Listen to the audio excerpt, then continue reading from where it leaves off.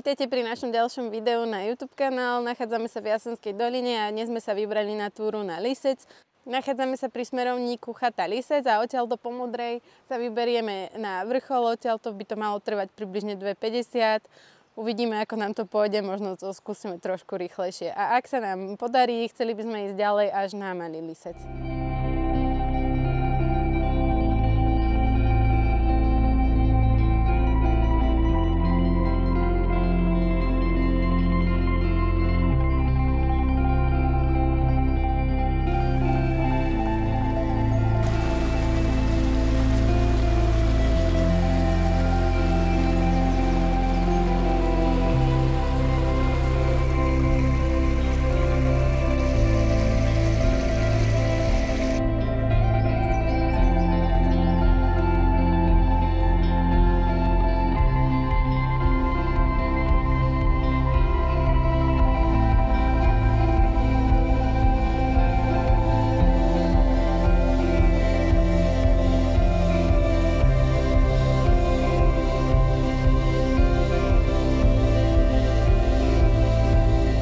Pri výstupe po Modrej značke sa dostanete až k takejto tabuľke, ktorá je za mnou.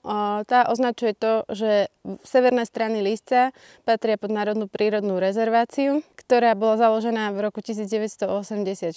Lisec je národná prírodná rezervácia 5. stupňa ochrany, bola založená v roku 1984 a predmetom ochrany je ochrana zachovalých biocenov z jedľovo-bukového, smrekovo-bukovo-jedľového a smrekového vegetačného stupňa v Národnom parku Veľká Fatra.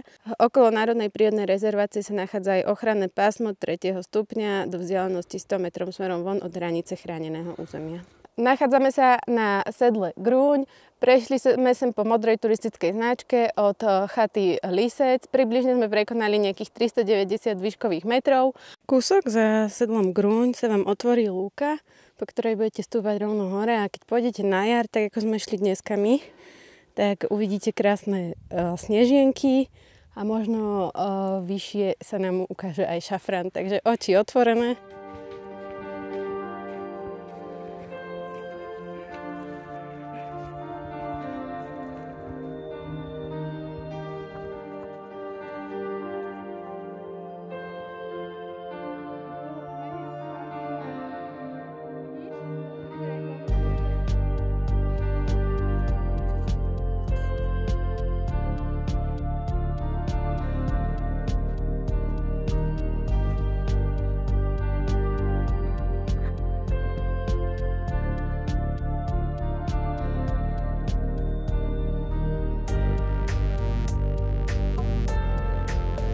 Nachádzame sa na vrchu Lisec v nadmorskej výške 1381 metrov nad morom. Trvalo nám to približne hodinu 3/4, dole bolo trošku iný čas, ale keď pôjdete takým pomalším, výletnejším tempom, tak to tak určite bude.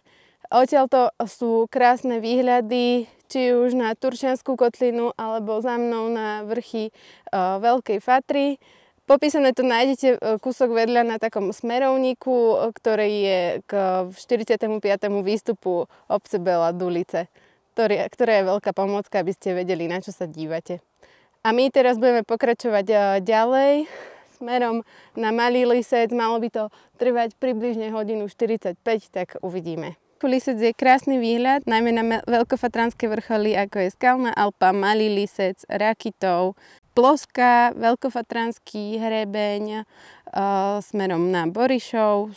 Lisec je výrazný vrch v centrálnej časti Veľkej Fatry. Severné svahy vrchu patria do Národnej prírodnej rezervácie Lisec. Nachádza sa západne od Turčianskej vetvy hlavného hrebenia medzi Belianskou a Jasenskou dolinou. Vrcholom vedie hranice Národného parku Veľká Fatra. Severná a východná časť patrí do rovnomennej Národnej prírodnej rezervácie.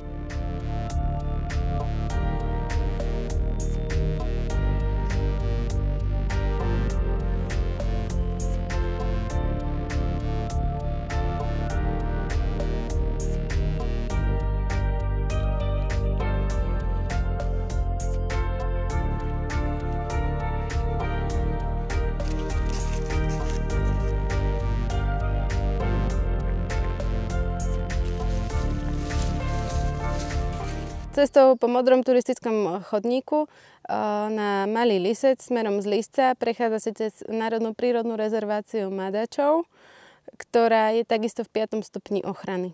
Národná prírodná rezervácia Madačov bola vyhlásená v roku 1984 a predmetom ochrany je ochrana zachovalých biocénóz jedľovo-bukového, smrekovo-bukovo-jedľového a smrekového vegetačného stupňa s výskytom tisu obyčajného na vedecko-výskumné, naučné a kultúrno-výchovné ciele.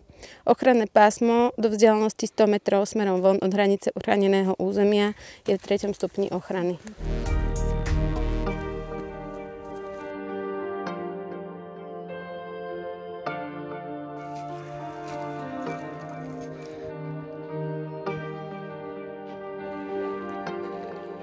Cestou ďalej prejdete hustým lesom. Keďže je to prírodná rezervácia, tak ten les nie je moc upravený. Treba dávať pozor, aby ste nezišli zo značkovaného chodníka.